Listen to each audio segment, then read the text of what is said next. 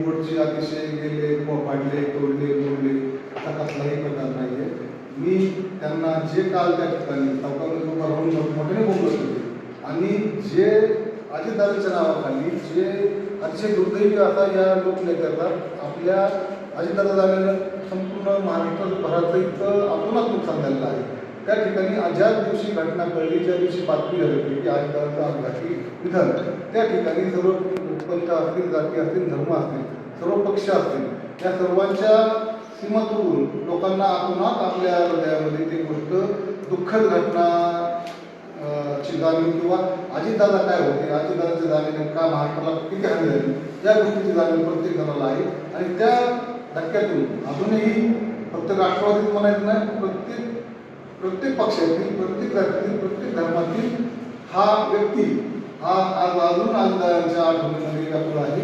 आणि त्या ठिकाणी काल जे चौकामध्ये बोलत होते त्यांनी या उलट ह्या अजितदादांच्या बोर्डच्या श्रद्धांजली बोर्डच्या माध्यमातून त्याच्या आडून राजकारण करण्याचा डाव त्यांनी त्या ठिकाणी सांगितलेला आहे किंवा राजकारण करण्याचा त्यांनी प्रयत्न केलेला आहे. तर सर्व लोकांनी त्याची व्हिडिओ सगळीकडे व्हायरल आहे. तुम्ही अजितदादांच्या बोर्डचा विषय म्हणता आणि तुम्ही बाकीचे विषय काढता. रामशिंदे साहेबांना मी कसं पाडलं, अरे तू कधी निवडून आला, तू ग्रामपंचायत निवडून आला का, तू रामशिंदेला पाडतो, मी असं बोलतो, तू कोण आहे, तुझी उंची तपास, तू किती तुझी लायकी तपास, तू कर्जत 12 वर्षांच्या निवडणुकीत तुझी निवडण्याची लायकी नाही आणि तू रामशिंदे साहेबांबद्दल बोलतो.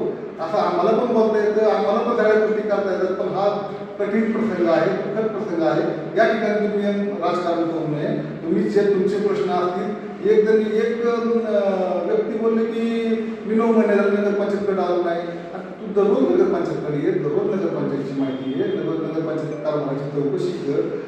आम्ही तू इथून मागं 5-25 वर्ष तू कार्यकाळ नगरपंचायतीच्या माध्यमातून केला असं सांगतो. आणि मग तुला एवढ्या गोष्टी माहीत नाही, तू फोटो सांगतो तिथं बसून की हे प्लेट बोर्ड फाडले, प्लेट बोर्ड आता नगर तुम्हाला सर्वांना मी तर क्लिप दाखवली की या ट्रॅक्टरमध्ये व्यवस्थित बोर्ड आणले गेले.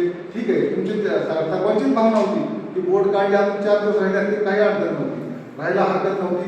ही घडलेली चूक प्रशासनाच्या लक्षात आल्यानंतर मुख्याधिकारी साहेबांनी दिलगिरी व्यक्त केली, पत्रकार परिषदेचं मत त्यांनी मांडलं, त्याबद्दल त्यांनी सविस्तर त्यावर चर्चा केली. राम शिंदे साहेब हे सर्वसामान्य कुटुंबातून आलेलं बहुजनातील नेतृत्व असल्यामुळे त्यांना ह्या गोष्टी ह्यांच्या डोळ्यात चुकतात.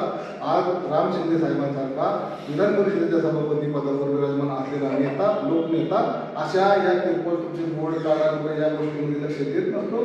तो खूप मोठ्या मनाचा नेता आहे. आणि सर्वात महत्त्वाची गोष्ट, कर्जत शहरामध्ये जेव्हा प्लेन बोर्ड लागले त्यात राम शिंदे साहेबांचे प्रथम बोर्ड लागले आणि आता जेवढे बोर्ड निघले त्यात राम शिंदे साहेबांचे पण बोर्ड काढण्यात आले. हे असं नाही की काही झाल्यावर आणि बोर्डवर राजकारण करणे एवढे नीच प्रवृत्ती आमच्या पक्षामध्ये, आमच्या पार्टीमध्ये किंवा आमच्या सभागृहात नाही आहे. त्यामुळे तुम्ही तुमची पातळी, तुमची लायकी ओळखून तुम्ही दाखवून दिले.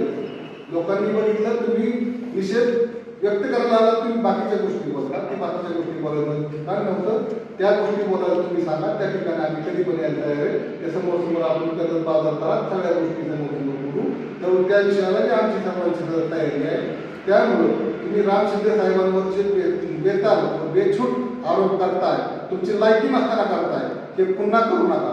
आणि पुन्हा जर तुम्ही राम शिंदे साहेबांच्या नावाचा असा गैरवापर किंवा त्यांच्या बाबतीत गैरसमज पसरवत असतात तर तुम्हाला जागेवर धडा शिकवण्याची हिंमत पण आम्ही त्या ठिकाणी ठेवतो. परंतु आमचा नेता संयमी असल्यामुळे त्यांना आम्हाला सांगणं आहे की सरळ राजकारण करा, कोणाच्याही वाकड्या तिकडे पडू नका. त्या दृष्टीने आमचं राजकारण चालू आहे. आणि त्याचप्रमाणे घरचा दिलांकडे आहे, याप्रमाणे पण काही प्रवृत्ती असतात. काही तालुक्याचे नेते, ज्येष्ठ नेते बनवणार ते पण म्हणतात की ह्याला राजाश्रय कोणाचा आहे तपासलं पाहिजे. राजाश्रय तपासण्यापेक्षा तुमची वृत्ती तपासा आधी, तुम्ही कोणत्या वृत्तीचे आहात आणि तुमची चाल कोणती, ह्या गोष्टी तुम्ही तपासा.